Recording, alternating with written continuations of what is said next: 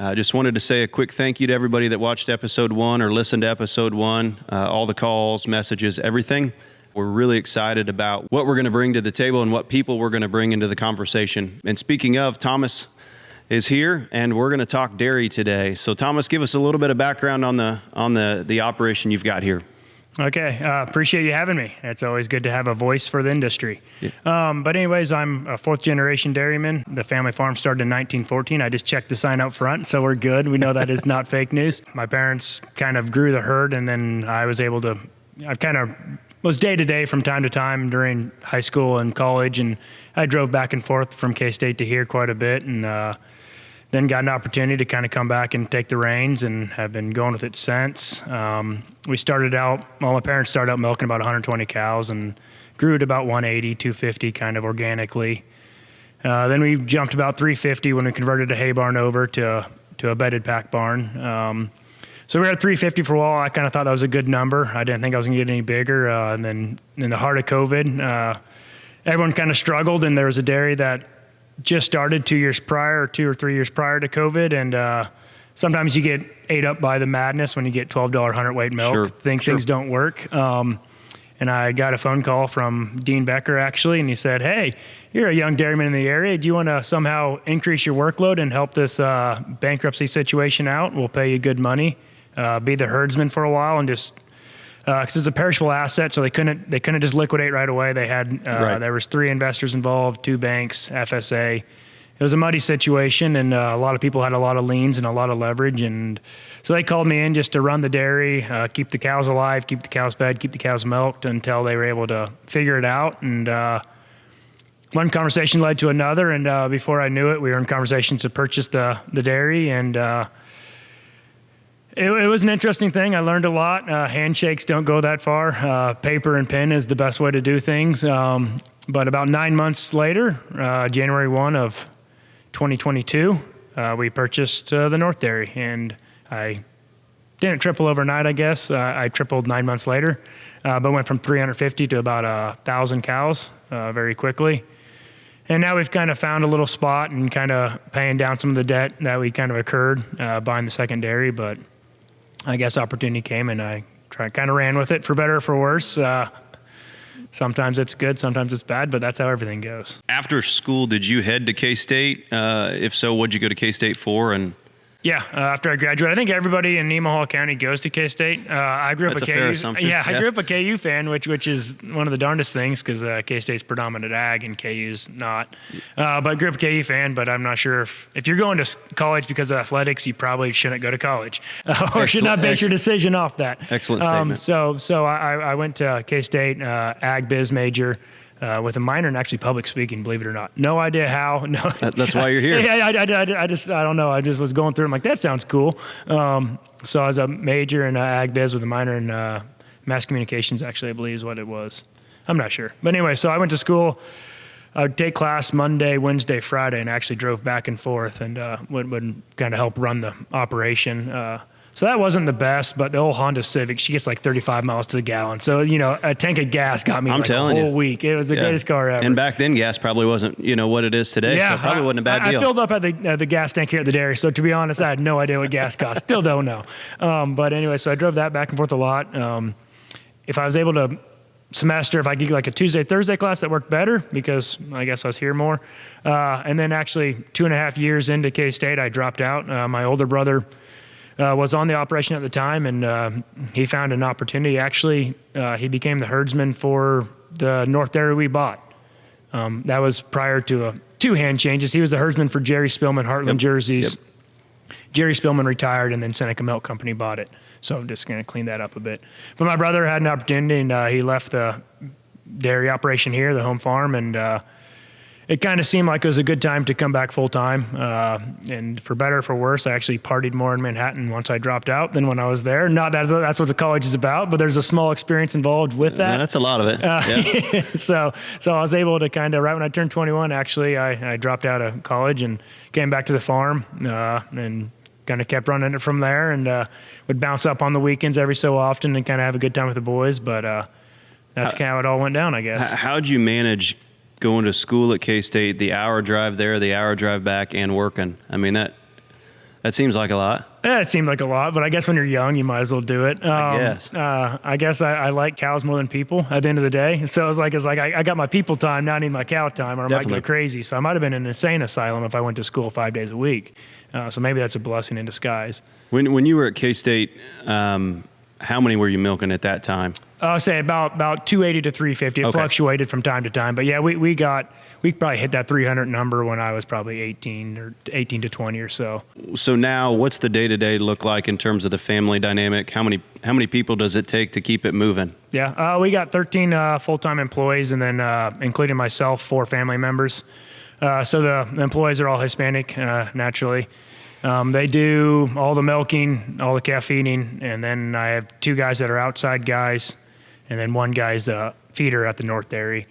My dad, he's kind of just the roamer, the wisdom, whatever you want to call it, but he kind of just floats around and tells everybody how to do things. I tend to listen a little more than my brother Gerard, but either way, take it how you want. He's valuable. He does a lot of hay hauling, baling hay. He loves to bale hay at night, so, have at it.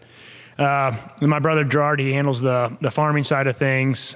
He's the mechanic, me and him, which I shouldn't say me and him. He predominantly built that freestyle barn that we were working on when you showed up. So he's a mechanic. He worked for Bruno's for, I think, 2 to 4 years. Oh, perfect. So they paid for his school, and he went to Votech and Beatrice. Yep. And not Beatrice. Beloit. Beloit, there you go. Went to Beloit for 2 years. Great school. Yep. So he was a Beloit mechanic, worked for Bruno's till they had a contract there. He had to work for, X amount of years. I think it was 3 years. They paid for his schooling. He might have worked a tick over 3 years, but then he came back as well. And he does all the farming. I know how to start a tractor, that's about it. So it works out well. My mom, she still does all the mixing at the home farm. She's got that farmer still engraved in her. She wakes up every morning at 3 a.m. Wow. It's just she can go to bed at 1 a.m. She's still up at 3. It doesn't matter how it goes. That's crazy. That internal alarm clock has been engraved because my mom and dad, they for 30 years milked the cows, fed the calves, mixed the feed. Every day, all day. They were married to the farm more than themselves, some would say. And I don't think if I had to do that, I don't think I'd be dairying, to be quite honest. Sure. As bad as that sounds, I guess. It's a lot of work. That's every once in a while you have to have some personal time. But so they ran it forever. My mom, every day for her whole life, got up at 3 a.m. to milk the cows. So she still got it going. I'm not sure she'll ever not wake up at 3, but she does the mixing. And then my job is I'm the herdsman for both dairies, I guess. So wake up in the morning, breed cows. Then I drive to the North Dairy, breed cows. And then, any fresh cow problems, any sick cows, kind of handle all that, in the front part. And then kind of just put out fires for the most part, Which I would guess you got a lot of those with as many as you've got. The fires are constantly burning. So it's whether it's a milk pump or cows out or sick calves or moving calves, treating calves, working calves. Anything that involves a cattle of any form, drying them off, I handle that. But the thing that's going to happen every day is I'll breed the cows. Yep.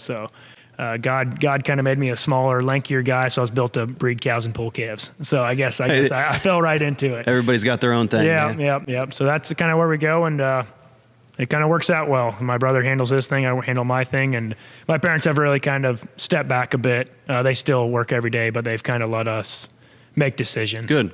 So it started in 1914. Would that be on dad's side or mom's side? Yeah, my dad's side. This is my dad's family farm, I guess. It's Enneking generations, fourth generation Enneking.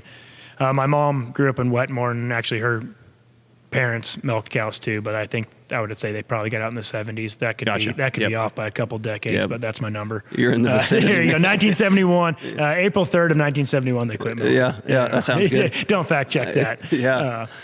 So she grew up farming as well. And there's probably a love story somewhere how they met. I really don't know it, but I bet it was about the dairy industry. I'm sure they met at a conference or something. Or my dad was playing softball one day and she saw him hit a dinger and she's like, "That guy right there, holy cow, he's mine. He's mine." So, those Ennekings, man. Yeah. Those Ennekings, you guys. Yeah. But anyway, so that's how that happened, and so my dad's farm. My grandparents ran it. My great-grandparents ran it. I'm sure my great-grandparents probably milked 1 cow, had 1 pig, and 3 chickens. But I think everybody back in the agriculture day was very diversification was pretty prominent back then, except the quantity wasn't quite as high. What's your earliest memory of being on the farm and milking? I mean, were you helping when you were a little one? Yeah, I got I think two memories that I kind of like, which we'd always rotate who got up in the morning. It was always best if you milked with my dad, because he got up at like 4:15 a.m. My mom was like 2:50 a.m. So there's a lot more sleep involved if you got my dad's shift. Yeah. But either way, I'd always milk in the morning, predominantly with my mom, I think. And she would always milk one cow into a glass cup for me, and then I would drink that milk. And the cow's name was Brownie. We weren't very deep thinkers. The cow was brown, so we named her Brownie. So I guess it makes sense, man. Yeah, no one's confused at that process. But when I kind of got older and I kind of understood numbers a little better, Brownie was a high Semitic cell cow, which is mastitis pathogens. So she was like an 800 to 1 million Semitic cell cow her entire life. And my mom was sitting there just stripping that milk right into a cup, letting me drink it. So I'm going to at least thank her for my immunity, I guess. I'm like a cockroach now. Like, if that didn't kill me, I think we're going to keep on ticking. But I don't know, maybe there's something about the mastitis that made it taste a little better. But it was the greatest milk ever, straight warm, 90-some degrees, just straight in the cup and just drink at it. Or every time after we finish milking, the condensers, which cools the milk, he'd always, in January when it's cold, you prop up on that condenser and you kind of get the cold breeze blowing on you yet, but you got the warmth of the condenser coming behind you. Some of the greatest naps I've ever had in my life happened right there on that condenser. I can only imagine. And then the one, I guess, memory, it's not really a memory of mine, but it's, I've always kind of enjoyed animals and kind of made things up, I think, from time to time, but I think it's some accuracy to it. But we were working calves one time at the heifer yard, and there was a new litter of kitties born right in the alleyway of where we worked in calves. And I swore, which I need to look this up, but I swore if you touched a mama's new kitties, she would never claim them again. Yep. I don't know. I think it might be a wives' tale or a farmer's almanac thing, but I believe it. And my dad was going to grab them to pick them up to move them so we could start working calves. And I just went off the deep end, bawl and cry and telling him he's going to kill these kitties and all this. And to be honest, he might have. I can't verify if he did or didn't kill them, but that was something that actually Dr. Sam Ridehouse always brings up from time to time. He goes, I still remember that time when you were about 8 years old. You thought your dad was killing them kitties. So I guess I've always had a little spot for animals, I guess. So I guess it kind of makes sense that this is what I chose to do. It fits. So. I'd love to dive into just some numbers. I think people would love to understand how much milk is produced and what all that is. So I'm going to fire away a few things and give me as close as answer as you can. There you go. It's always plus or minus 10. Yeah. So how many times a day do you milk? 2.5 times a day, which is actually pretty unique. I don't think there's too many dairymen that do that. Explain that. Yeah. So most dairymen milk 2 times a day or 3 times a day. Correct. That's what it is. Yep. And we were looking at maybe capitalizing a little more milk or just sometimes I think cleaning the alleyways and getting your cows up and going sometimes is a good thing. And when I came back, we were actually very interested in robotic milkers. We went on a couple tours, checked out robotic milkers a lot. And one thing I noticed is almost every robotic milking herd averages 2.6 to 2.8 milkings a day. They never hit 3 and they never go around 2. So we kind of looked into it and ran the numbers. We do it on a 50-hour window every 2 days. So there are 2 shifts that are 9 hours apart. But predominantly it's a 10-hour shift as it's seen. So like today we milked at 9 a.m., 7 p.m. Tomorrow will be 4:30 a.m., 2:30 p.m., and 11:30 p.m. And then it just rolls back into the 9 a.m., 7 p.m. Interesting. So my milkers, they kind of like it because there can be a gripe sometimes on who's on the morning shift and who's on the night shift. Sure. Which I understand. And then you're playing the game of juggling them back and forth. And it seems to not, the sleep schedule's wonky and just there can't be any routine established. So they just flow. They do every other shift. They just kind of keep rolling with it. So you got a good, nice 9 a.m. shift and you got the crappy 11:30 p.m. shift. But it's fair is fair. And no one can complain and say, hey, you're playing favorites over on this side of the spectrum. Right. When in 4 days, that person's going to be covering that shift anyway. So I think it's worked out well for the employees. And also we're not, we're saving a shift every 2 days. So, you got your run time of the milk barn, you got labor savings. So yeah, robots told me that and we kind of ran with it and amazing. And I think it's working. We've been doing it for 4 years now. I think we've been on probably 6 to 8 years now. Cause when we had just the South Farm, that's when we started it. Then when I bought the North Dairy, I kept the North Dairy at 2X for about 2 years, year and a half, to kind of just get a grip on things. I didn't want to, and then we rolled right into 2.5X and haven't stopped. So there you go. So what is production like in a day? What is a good production per cow per day?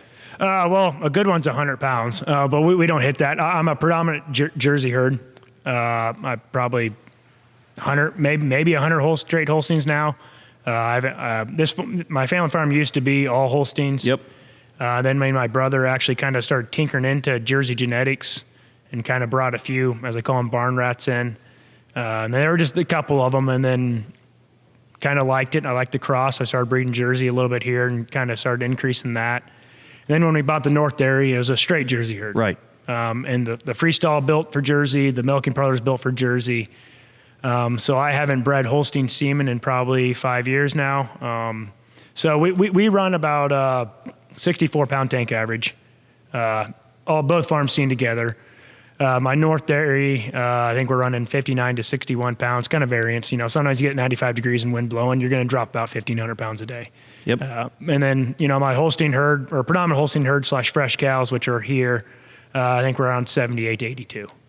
So when you said it was set up for Jerseys, explain the difference between setup for that as compared to setup for Holsteins. So anyways, where the cow lays, I'm not sure if people are familiar with the freestall barn, but it's either a looped metal stall, or we've actually gone to a lot of PVC green stalls.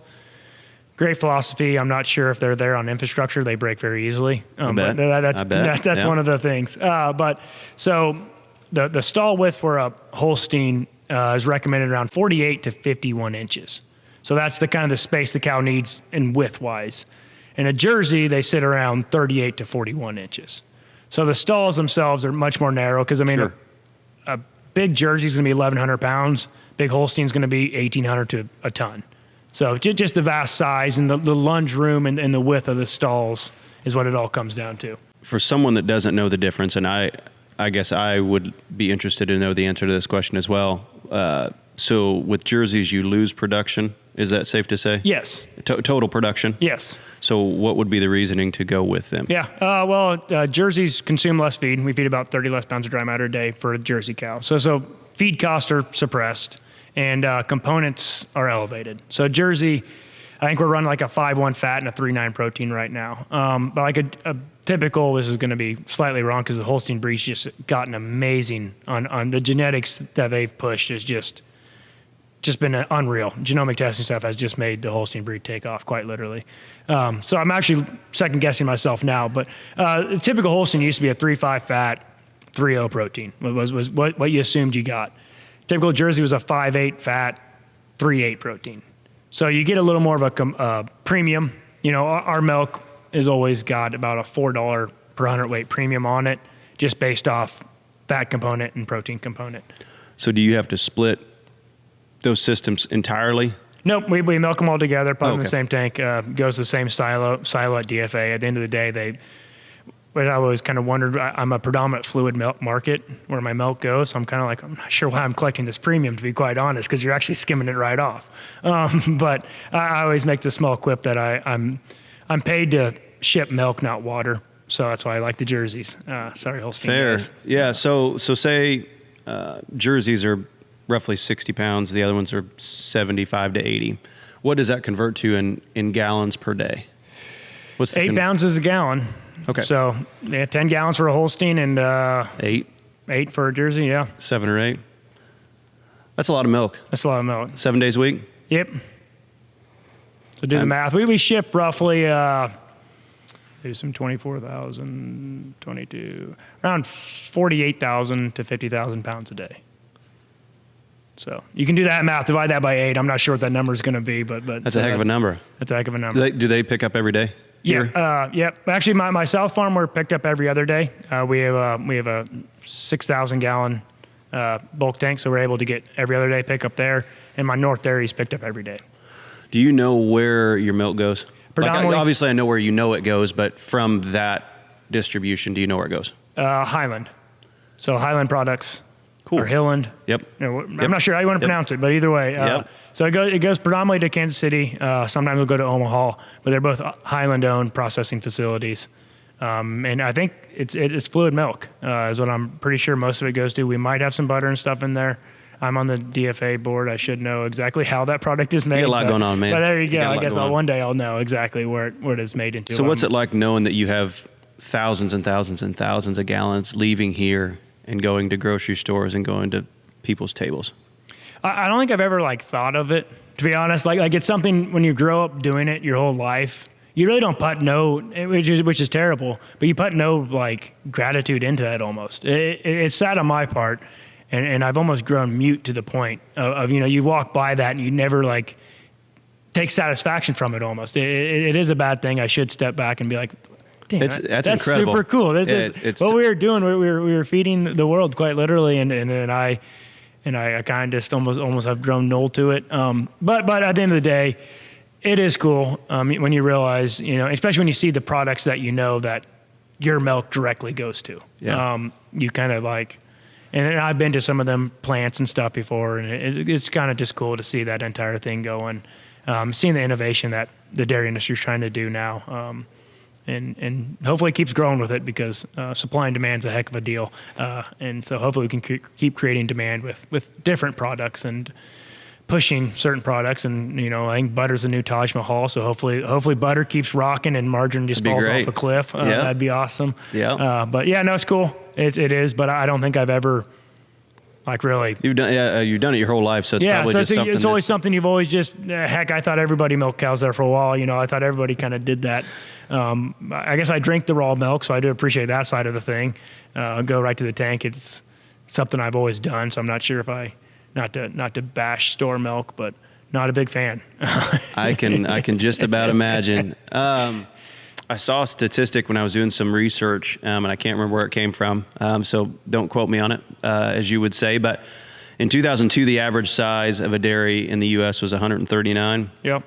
2022 was 335. You keep that path in 2040, it's going to be about the size you are, little smaller. Do you see? You would obviously be around it, obviously on the board of DFA. Do you see the smaller family-owned farms that are say 100 to 300 shutting down? What do you see in the industry? I guess in terms of the family farm. No, unfortunately, I think that trajectory is not going to stop. It really stinks, but it's just the way the nature of the agriculture business in general is. There aren't too many mom and pop swine operations, poultry operations, farming operations. Cow-calf pairs almost have kind of gone by the wayside themselves too with these confinement barns and stuff. So I really don't think the small mom and pop farms are really even going to be around in 20 years, to be honest. Just kind of looking at Nemaha itself, there's a lot of farms that don't have the generation. My generation just isn't coming back. They don't want to do it. It's kind of what it all boils down to, which is why when I got this opportunity for the North Dairy, I kind of seen that we had to grow or get out, as sad as it sounds. So I thought it was a great opportunity to grow to a number that I thought was sustainable. Eventually one day I want to milk 1,200 cows on one dairy because having two farms isn't that sustainable, to be honest. We're kind of doubling labor and doubling equipment, doubling mixers, things that we do not need to be doubling, that we are currently doubling. But it takes a lot of money to buy things and build a new parlor and stuff like that. So I guess baby steps. But yeah, I think we're going to keep going that way. I think these larger dairies will keep adding another farm here and there. And the smaller farms, we used to have the old tombstones sitting up, the upright silos. They're going to still be tombstones. Robotics has made it easier, and I kind of wish the robotic would have hit 10 years sooner than it did in America. I think we would have had a lot more of these farms stay on, and some of them kids could have seen the technology and the advancements that were there without milking the cow every day, twice a day. It's amazing to see what that's done. Like we were talking before, we travel and we work for quite a few ag tech companies, and to see the technologies that's coming back to the farm on the crop side of things is where most of our stuff is. But it definitely is more intriguing to the next generation if they can have an iPad and control something as compared to manually have to do it. And so I would say that's probably pretty accurate. Yeah. If it was. No. If they were just here as a tick sooner, there's a lot of people I think would have put them in, and their kid would have seen that cool side of things. You know, technology sells. The AI boom is a complete suggestive property of that. But yeah, no. So I think if robots came sooner, the conversation probably would have been similar, but it might not have been as steep and drastic as you said. But Mike Brook, one of my professors at K-State, told me, he goes, the average farm has to double 2 times in its life, in that generation's lifespan, for it to be sustainable. You know, so we've already Which done is sad that. to So I see. guess maybe I'm good, but I have a hard time thinking that, to be quite honest. You know, it just, you kind of just got to keep growing to keep cash flowing is what it comes down to. So what's the future look like for Enneking? Oh, I change my mind about once a week. So you count me on a week where I think, actually, I just said to you that I wanted to milk 1,200 cows in one dairy. But this week, I think I want to run 2 farms yet and milk around 1,200 cows on each dairy. So that's kind of the number we're at. Because right now, currently, we are at one of these statistics that I'm going to misquote completely. But the 300 to 600 cow dairy is the least efficient size farm you can be. Why is Because that? when you're under that, you're doing it all yourself. There's no outside labor. The labor is you. You know, you're paying yourself a wage for that. And then when you get above that, you kind of start to have different levels of management. You know, where like kind of me being the herdsman, I have to do that right now in this operation, and that kind of makes me lose other things that I could be focusing on and doing better on, rather than running around and, you know, breeding the cows and treating the fresh cows and getting the cows in and stuff. So once you get big enough, you kind of hire a guy that can do that, and you kind of overwatch it. And at our level, you know, we're double 7 herringbone, taking 6.5 hours to milk our cows. You know, compared to some of these large farms, I kind of made a joke like, you know, Faria's down in Texas, they can milk my herd in 15 minutes. You know, so you kind of get it, kind of grain of salt view that. Crazy to think about. So you either have to become slightly more efficient and optimize your labor, which we currently don't do. So we're the worst size, least profitable size of farm, and I decided I'm gonna add a second one. So now I have 2 of them. So I think you have to either grow at least a little bit, or dial it all the way back, put in robots, or milk the cows yourself. Are the kind of the 2 caveats that are the most profitable. Granted, anybody can run a pencil and probably make anything look as they wish. I'd agree with that. Numbers can be fudged any direction you wish, and they can make things look however you want. But I do agree with it. Like I said, I like what I do. I hope I never sit in an office and run my farms. That would be a bad day, which maybe getting 2,400 cows might cause that to happen. Maybe when I'm 55 years old, my knees and back hurt, I might want to sit in a chair and do that. Might be the perfect opportunity at that point. But currently, I got to be out doing it. I'll go crazy if I don't. So I do enjoy that, but I think that we're missing out on a lot of efficiencies and dollars by being what we are. Yeah, no, and it's neat. You can step back and look at that and then try to plan for the future and try to figure out how to get out of that and move on to the next level. Tell me a little bit about your involvement in DFA. How long have you been doing that? What's that look like? Do you travel for it? Okay, yeah. No, I've always, which dairymen are extremely small minority. Like if you find a dairyman, Nemo's got a small pocket of dairies, which is extremely unique.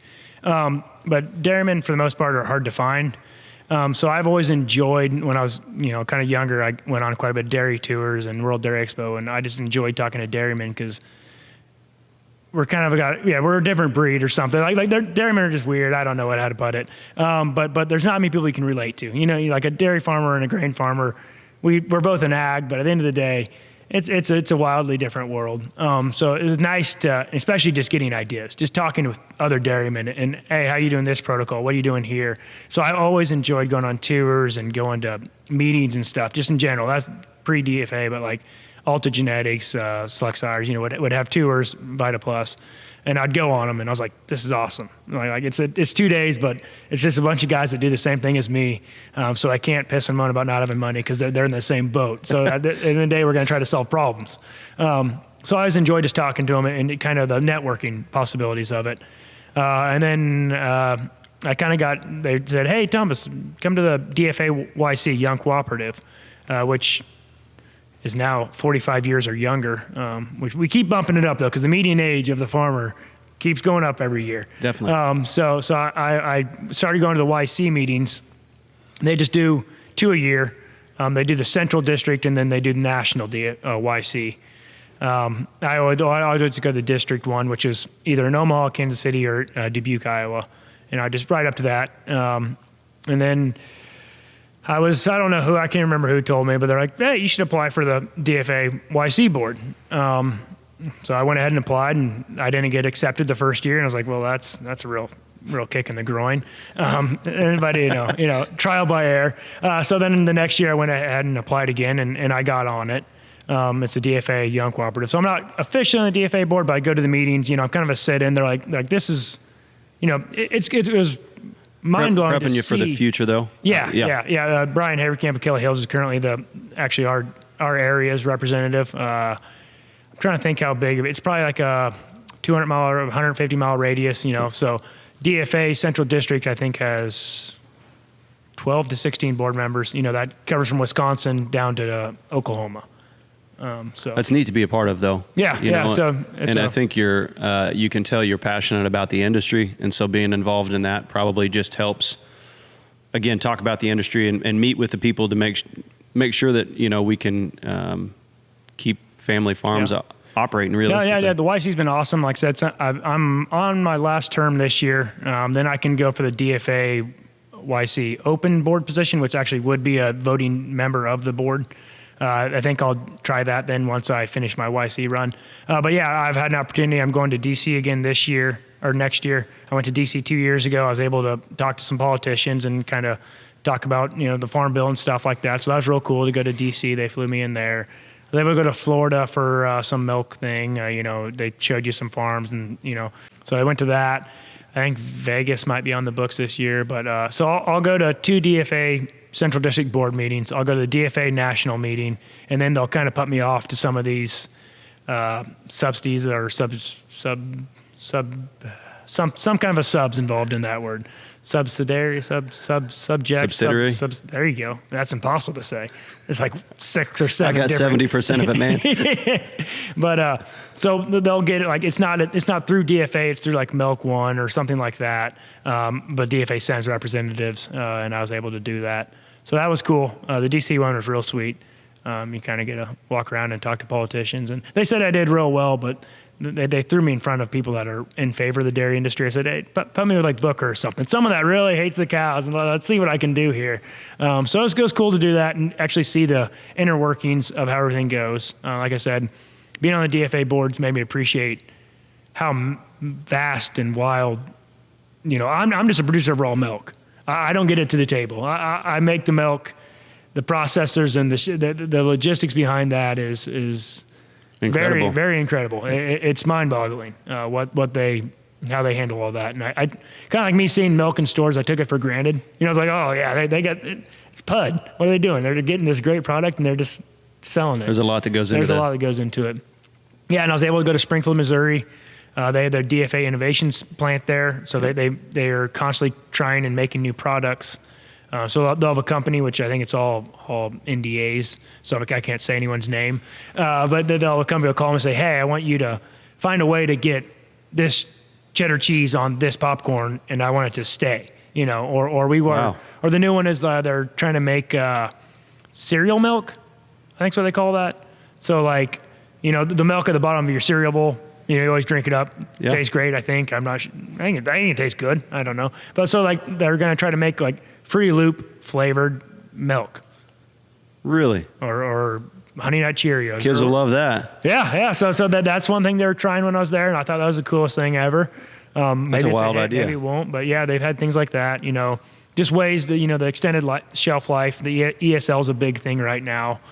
So it was really cool to go there. They had about 25 projects going on, and just kind of seeing how, there are things happening. We always like to complain about the industry of, they're just, selling milk, but they're actually trying to push the envelope in a few ways, and I can appreciate that.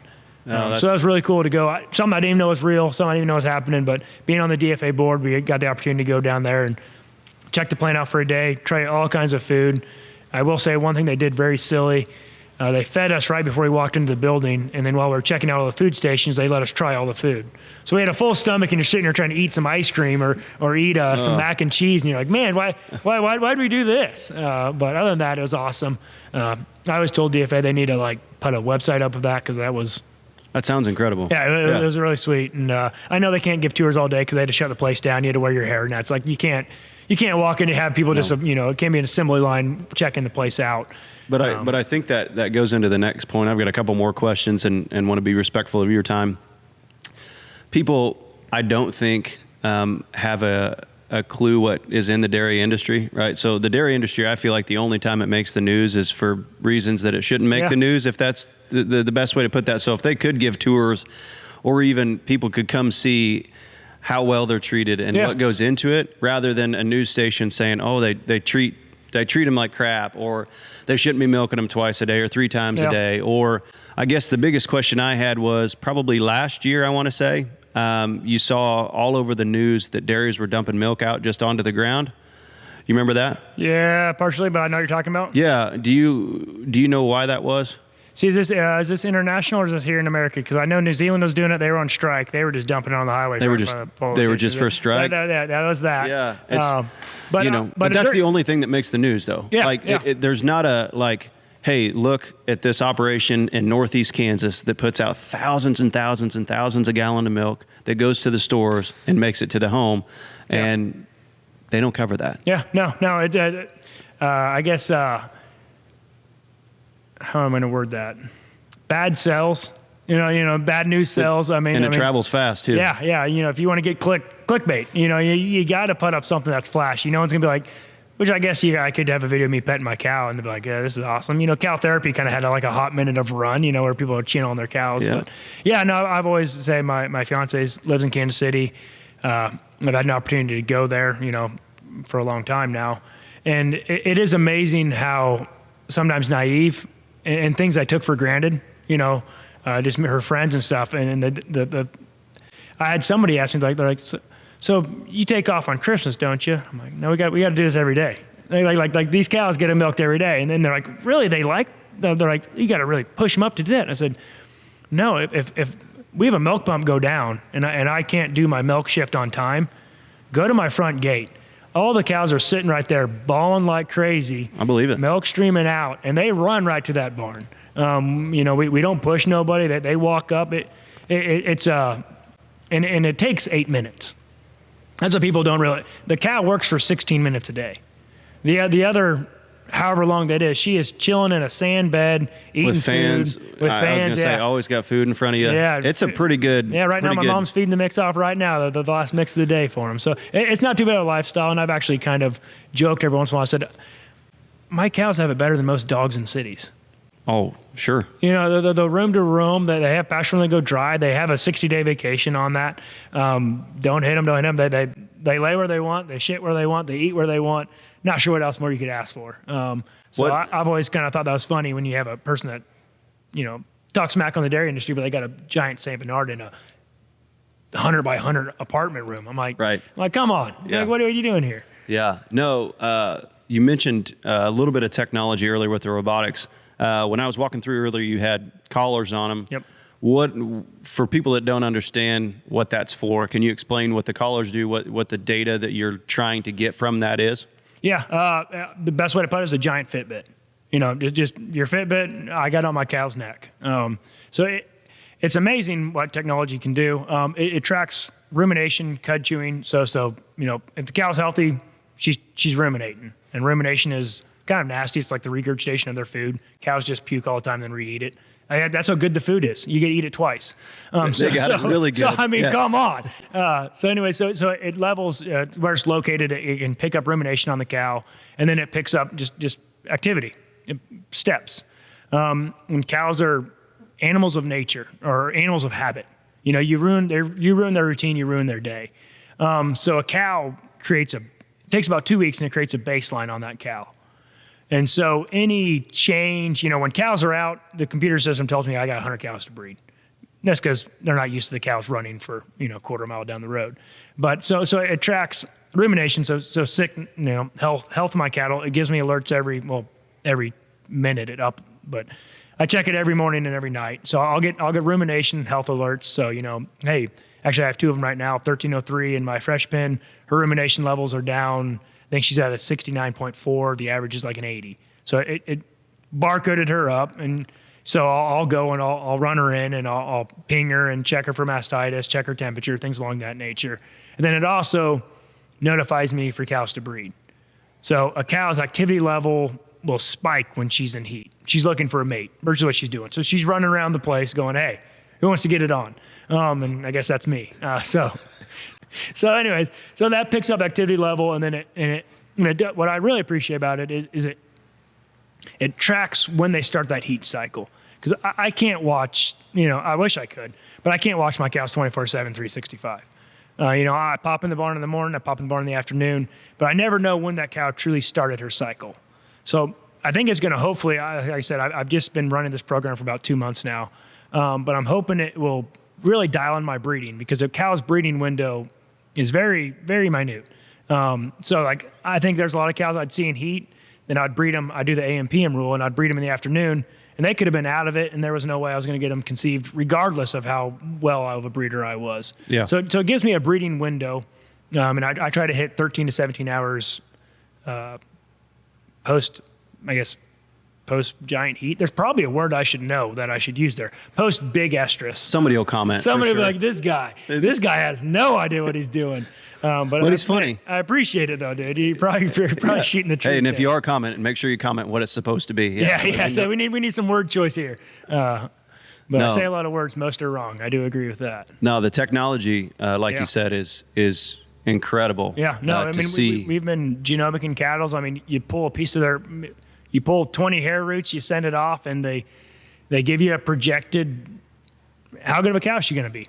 And you can make breeding decisions like, well, if she's going to be a rock star, I'm going to bring her sex semen, and I'm going to try to get a heifer calf off her. She's not going to be that good of a girl. Well, guess what? I'll breed you beef. We'll have the beef on dairy cross going that has a valuable asset, rather than let's keep that crappy.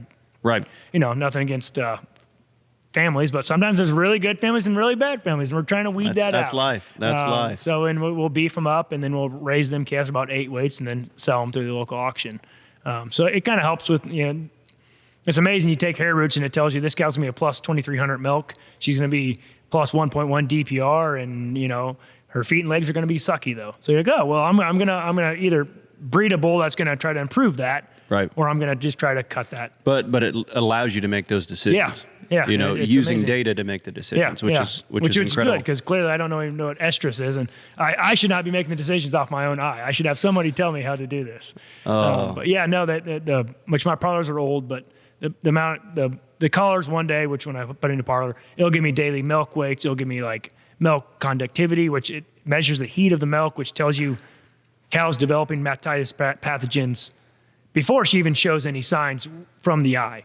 And then, they have cameras on top that read body condition scores. Cows are getting too fleshy, cows are getting too skinny, locomotion scoring. I mean, the dairy industry does a very good job of using the technology given to us. Smart sprinklers, they only spray water when a cow is in front of it eating feed. Variable speed fans that ramp up as the day goes, things along that nature. I think that's awesome. I think we're doing a good job of, it's a big hot word, sustainability. And I think we've done a great job in the dairy industry, trying to limit water usage and trying to reduce less of an electrical grid pull. So there you go. That's awesome. 2 more questions and we'll get out of here. Do you raise your own replacements or somebody else do the replacements? Yes, we raise all of our own replacements which I've kind of wrapped that in a bit. When I first bought that North Dairy, and it was just a dairy. It had no, he rented his lots out and he brought them to some other guys locally, then brought them to a place in Missouri. So it was just a dairy. So all of a sudden I had 1,000 milk cows, but 300 replacements, but enough room for only 300 replacements. So we've been trying to grow and expand the replacement side of things. We kind of sold some bull calves younger. But yeah, we raised all replacements. There for a while, when I first bought the North Dairy, I had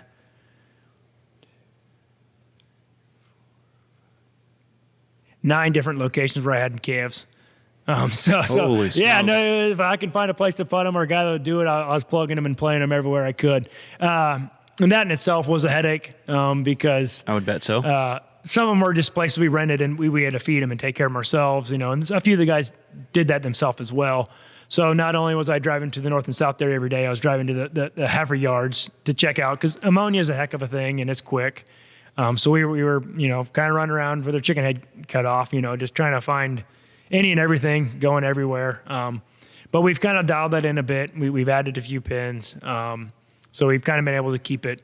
We've got 4 places now only. So we've been able to dial that back drastically. Hey, efficiencies, man. There you go. We're at least trying a little bit. So, yeah, we raise our own placements, raise all of our calves on site right here. Like my south dairy, it's a weird cycle. I didn't even talk about it. But all cows have babies at my south farm.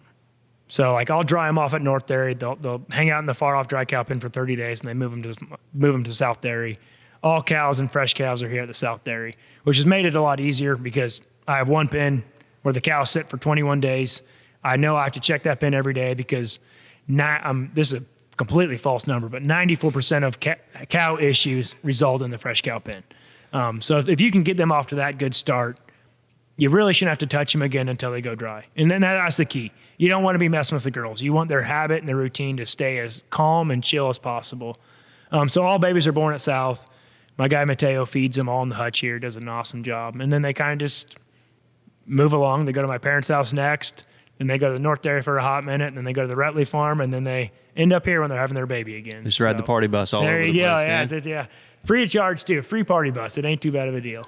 Oh, that's awesome. Well, also I gotta shout out. This will actually come out Thursday, and you get married next Saturday? The 19th, October 19th. Holy So smokes. there you go. He's getting tied down, and she's gonna experience dairy life in Nemaha County, Kansas. Should be milking the cows before I know it. No, their job's going to keep her on, but I think she's going to want to milk cows, and she'll be in that barn before she knows lucky lady. Well, congratulations. Appreciate it. Last thing, what advice do you have to somebody that maybe is a high schooler, works on the family farm, whether that be a dairy, whether that be row crops, whether that be whatever it is, and is thinking about moving back? Obviously, you moved back and you just took the reins and ran, and it's been incredible to see. What advice would you have for somebody thinking about it? I would say do it, but that's very, very pathetic advice. But I would say if it's truly what you like, I've got a fair amount of people that work an 8 to 5 that make good money, make a lot more money than me. I guarantee you that. Their bank account's not doing a bunch of negatives everywhere. But man, do they complain about what they do. And sometimes I wake up at 3 a.m. because the milk pump's out and it really stinks. Or sometimes it's January 3rd and the wind is blowing 75 miles an hour and it's negative 40 like it was this last year. And you kind of like look in the mirror and you're like, man, that's kind of crazy. But 353 days a year, I really love what I do, and it's all because I think of agriculture. It gave me an opportunity to be my own boss, not really set my own hours because the hours get set for you, but then also at the end of the day, don't burn yourself out. I kind of did that when I first came back. I didn't take a day off. I was here every day, all day. And you can't do that, and you got to make time for either family or friends or significant, whatever it is. Make sure when you choose this path, you're not going to just wear yourself completely to the bone. I think you have to find a good opportunity to come in. I think if it's a dead horse, maybe don't jump on that wagon. Maybe go work for a guy for a while and maybe he'll prop you up into something good. 'Cause I think mentors are extremely important. Whether that's through family or through a random guy you found on Craigslist looking for an employee, or I think there's a song about that somewhere. But I think if you actually truly love what it is, find a way to do it. Whether that's working for somebody else at the start, whether that's somehow getting a first-year farmer's loan and just sending it. But like I said, you can't just put it all into work, whether you think it is work or not. If you truly love it and you're like, this is what I want to do and this is my thing, go right ahead. But I think find the right opportunity, but find the opportunity. Somehow create it, whether that's working through family, working through a good friend, or just finding a job online. But eventually, if you talk to enough people and do it the right way, it'll all square itself out in the end. I think that's perfect advice, man. I appreciate you coming on. I'm sure we'll talk again. Thanks so much. Congratulations ahead of time. Hey, right on. And It's not. We actually got the marriage license the other day. I should have just had some people sign it. So like, she couldn't back out. You know, if you get that thing signed, we're at least halfway home. Oh, geez. No, we'll be talking again. Like I said, appreciate you jumping on the train early, because appreciate it. The dairy industry is a huge industry, and I think a lot of people don't know much about it. And so hopefully this helps a little bit, and we'll talk some more in the future. There you go. Right on. Hey, appreciate you having me. You bet. Hey, thanks everybody. Make sure to like, subscribe, do whatever it is. It helps us out. Make sure to check out every dairy you can locally. If you got the opportunity to buy milk or yogurt or ice cream or butter or whatever it is off the farm, make sure to support local farms, and we'll see you next time.